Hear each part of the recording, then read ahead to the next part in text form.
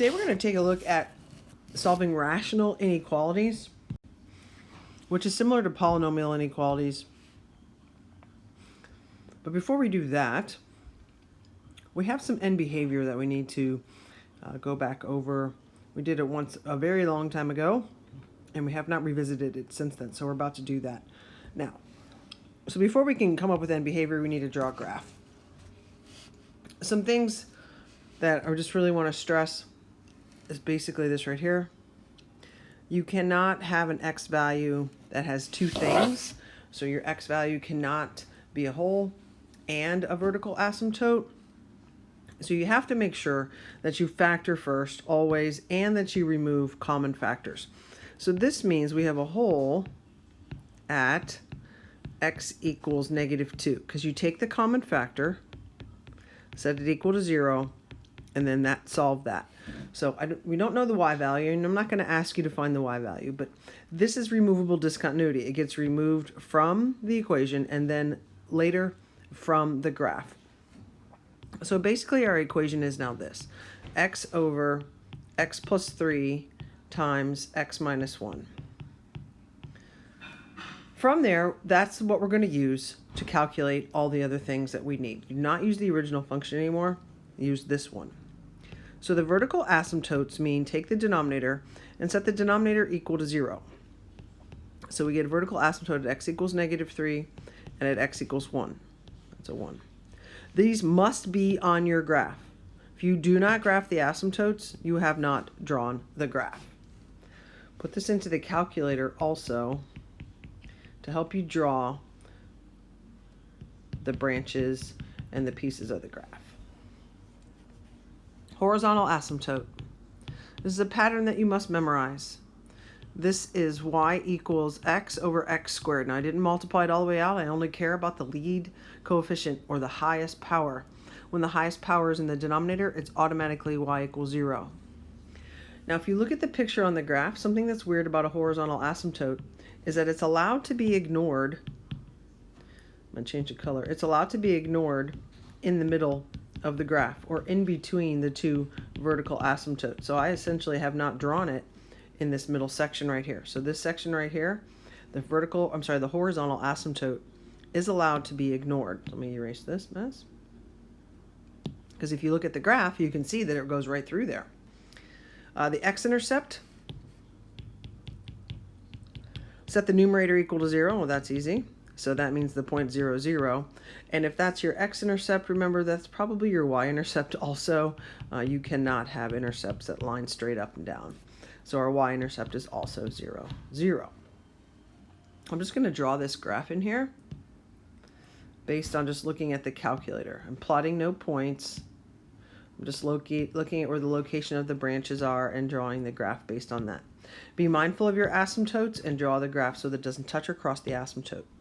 Then the hole in the graph, I'm just going to go to where x equals -2, and I'm just going to circle that. Circle it on the graph. Don't just put a random circle somewhere around where x equals -2. Don't put it on the axis. Put it on the graph, please. Now, the second question, now that we have a graph, we can answer it. Oops. I'm going to keep the picture in mind here. So we want to do the left side and right side of behavior around the vertical asymptotes. We have two vertical asymptotes, x equals -3 and x equals +1. So I'm going to start with +1. End behavior is written the same kind of way. X approaches, and then you write what's y approaching. Now normally our end behaviors focus on infinities, but this is going to focus on heading towards the vertical asymptote from the left and right side. So as x approaches 1 from the right side, that little power means right side, like the positive side of 1. And then x approaches 1 from the left side. So when you see a sign as a power, it means really left and right, or from the positive or from the negative side. So as we approach 1, now remember this is where 1 is, right here.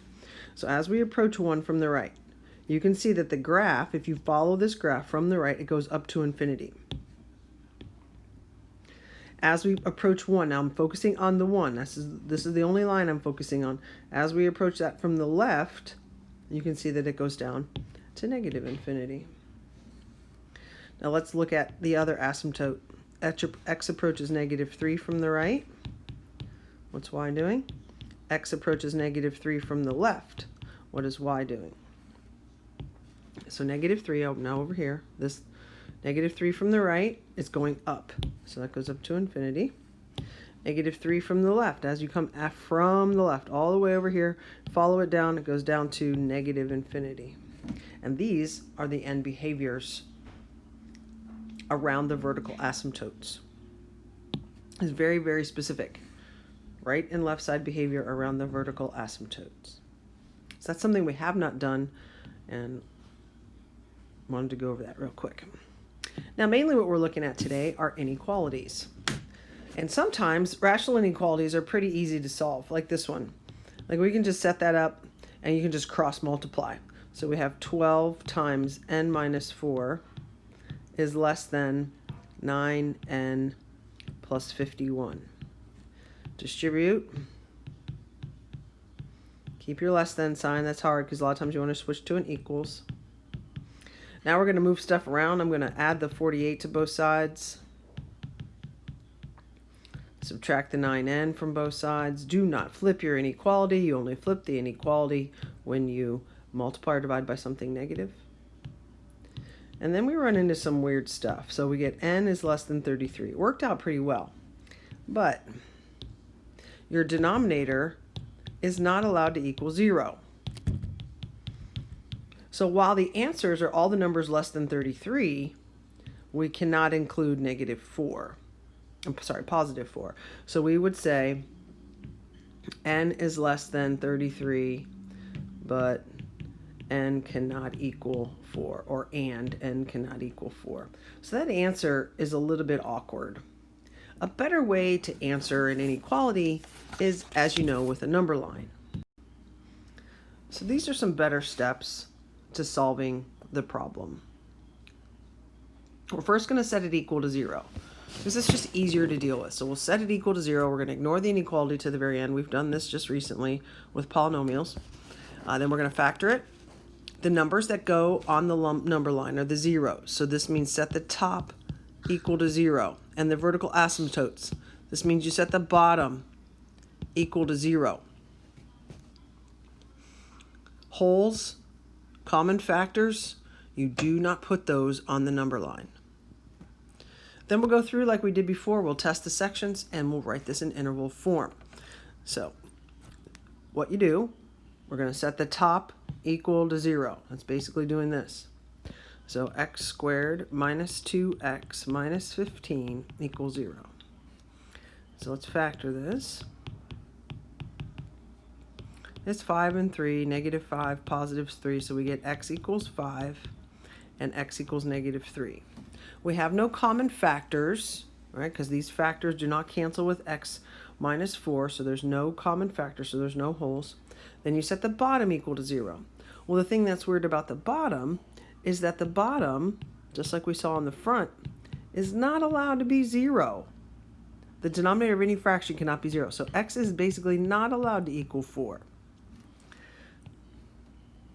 On the number line, you make sense out of the numbers. We have negative 3, 4, and 5. Negative 3 and 5 came from this symbol right here. So there's a line underneath that. So negative 3 and 5 will be a colored in or a closed circle.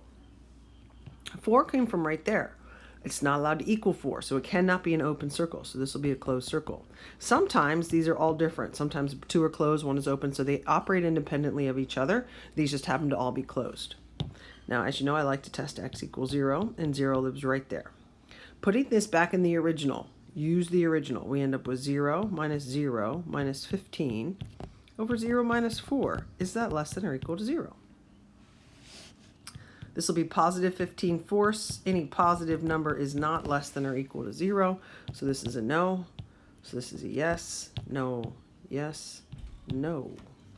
So then the answer in interval notation, negative infinity to negative 3.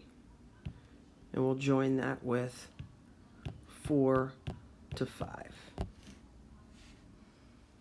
Let's try this one more time. Again, you want to look for common factors. We clearly don't have any, so we don't have any holes. First thing you do is you set the top equal to 0. So we get x equals 1. And you set the bottom equal to 0. Basically, the bottom is not allowed to equal 0. So x squared is not allowed to equal 9. So x is not allowed to equal positive and negative 3. So we have negative 3, 1, and 3. Now these are not allowed to equal, so these are going to be open. The 1 came from this symbol right here, which also has no line under it, so it will be open. Testing a section, I'm going to test the section x equals 0, test that point rather. Plugging this back into the original. 0 minus 1 over 0 minus 9, is that greater than 0? So positive 1/9 is greater than 0. So this is a yes. No. So it goes no, yes, no, yes. Don't forget about your edges. And let's write this in interval notation. This will be using rounded parentheses because we have open circles. Oops. Negative 3 to 1. And we'll join that with 3 to infinity.